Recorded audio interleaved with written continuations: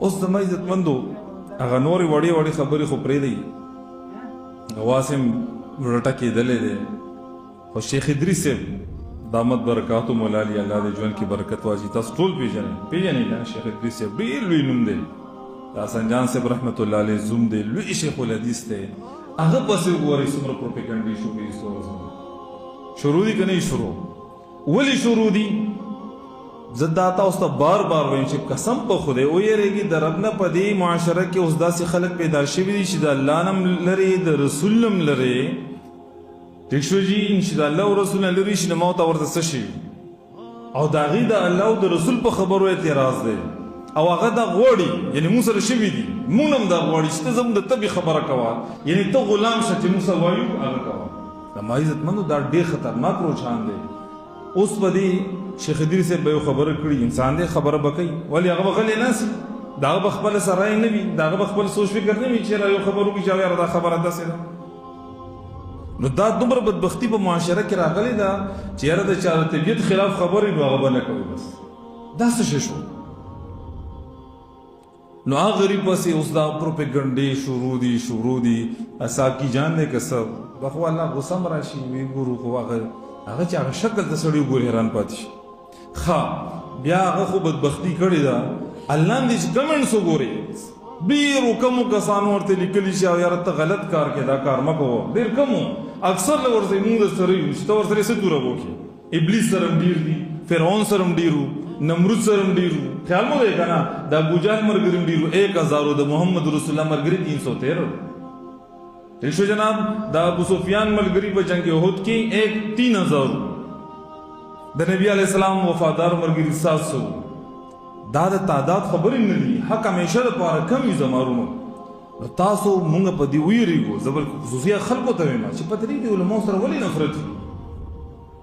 ګورئ جي یو ډاکټر تاسو ته وایي چې هلکه تا کې دا مرض دی، ویښې دې خبرې ته اورئ که نه؟ ډاکټر درته ویل چې دا دې ټسټونه دي او دا مرض دی. نو وایي جي کوم هوښیار سړی به چې هغه به ډاکټر ته کنسل کوي، وایي دې خبره کوي چې دا خو ده ماته تا کې دا مرض دی او مړه دی خدای داسې کړي او دی داسې کړي. نه څوک هم ورته کنسل نه کوي، بلکې کوشش کوي چې یاره ډاکټر صاحب ویلي دي چې تا کې دا مرض دی، راشه د اوس په ټایم وخوره، پرهیز وکړه چې زه څه شم ښه شم. دغسې زما عزتمندو علما هم د دې معاشرې روحاني ډاکټران دي چې هغوی وایي چې ورور دا مسله ده، پکار ده چې ټول خلک وایي چې هلکه دا مسله ده یار سکینه بوس خو به نه راشي دا مسله لرې کړو. دا موبایل ډېر مې استعمالوي. موبایل څه لپاره استعمال کوې؟ دې دپاره چې د خپلو علماو درسونه پرې واورئ. کوم علما چې تحقیقي مقالې په نیټ ورکې هغه تحقیقي مقالې پرې وګورئ بس، او د علماو بیانونه پرې وګورئ. او چې کوم فرق باطله په دین باندې اعتراضونه کوي د غیرت پرې وکړئ. کوم فرق باطله زموږ په اکابرو باندې اعتراضونه کوي د غیرت پرې وکړئ. ښه دپاره استعمال کوئ، تحقیق دپاره استعمال کوئ. دا موبایل زیاتی موبایل نیټ مه ګورئ، دا ستاسو دپاره طبیعي ذریعه ده. د کتابونو مطالعه کوئ، دا ضروري ده. ګورئ درس و تدریس او ځان له پیدا کوئ، خیراتي درسونه وکئ، پیسې مه غواړئ د خلکو نه، محتممینو نه پیسې مه غواړئ چې موږ له تنخوا راکئ.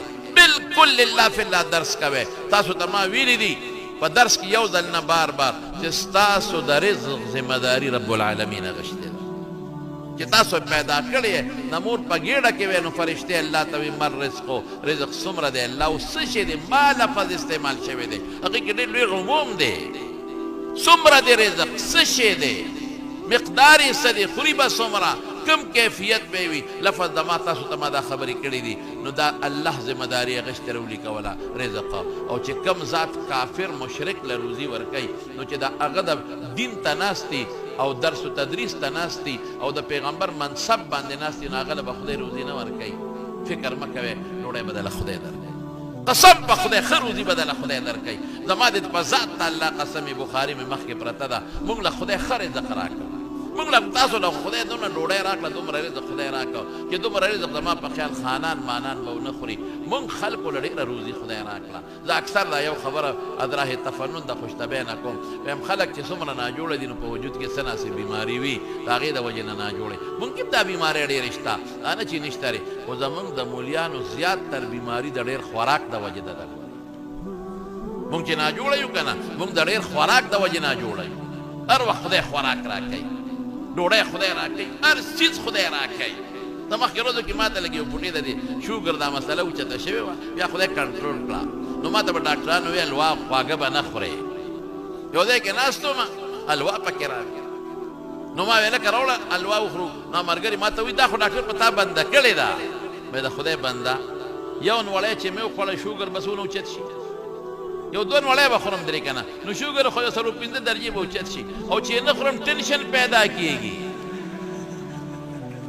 ټینشن سره خو شوګر هم اوچتېږي بلډ پریشر هم اوچتېږي دې خوا که ټینشن ختم کړو هېڅ محمده ته شو لاړه نو چې چا چې حلوا ونه خورې ټینشن پیدا کېږي که نه نو ټینشن ولې پیدا کړم ځان له دې خوا که دې باندې به څونه شوګر اوچتېږي نو موږ له خدای خوراک قسم په خدای ډېر راغی ډېر زیات او خدای هر سلاله شکر دی خدای راکړل موږ د خدای نه ډېر خوشحاله یو مالیاتو کې موږ د خدای نه خفه نو ټیک د بینک بیلنس به نه ټیک د جمع پونچي به نه خو ډوډۍ به یې الحمدلله جامه به یې الحمدلله واسکټ به یې الحمدلله پټکې به یې الحمدلله دا موږ له خدای ډېر راکړي دي او د الله نه موږ په دې ډېر خوشحاله یو خدای دې موږ له شکرې توفیق راکړي ډوډۍ بسې چې خلک وایي مولیانو ډوډۍ د لاسه مړه شو مې تاسو تور باټینګن ټول عمر وخوړل او خوینده کچالانه مو خوړل یو کس بزورو کې د بل خولې ته ټوپ وایي ټول همدغه وخوړل موږ باندې خدای ګډان چیلي وخوړل الحمدلله یعنې خبرې مه کوئ د مارو نو د ډوډۍ خبرې به نه کوئ دا د الله ذمه داري ده او رب العالمین به ډوډۍ راکوي او خیر هله راکړې ده الحمدلله دا څومره پټکي ستاسو ښایسته ښکلې په سر دي دا تاسو له خدای درکړل دا ښکلې جامې څومره خلک تاسو له رالل دا دومره پنډال او دا دومره مقدر شخصیات چې تاسو ته نن په سټیج ناست دي زموږ ورور دی حضرت مولانا مفتی محمد ندیم محمودي صاحب دامت برکاتهم او داسې نورو زموږ د شانګلې مولانا صاحب او داسې ډېر اکابر مولانا ګورشاه صاحب راغلي دا ګوره زمونږ د چارسدې نه ده د علاقې غټ پټکې زمونږ مشر هغې هم تشریف راوړلی دی مولانا محمد خان هم تشریف راوړلی دی او داسې نور زمونږ دوستان دي ما نه کله دغه شي نو دا څومره لوی لوی اکابر علما دا خو تاسو له راغلي دي تاسو سره په دې پینډال کې شریک دي نو د مارونو بنیادي خبره دا ده چې مطالعه د کتابونو به کوئ درس و تدریس به کوئ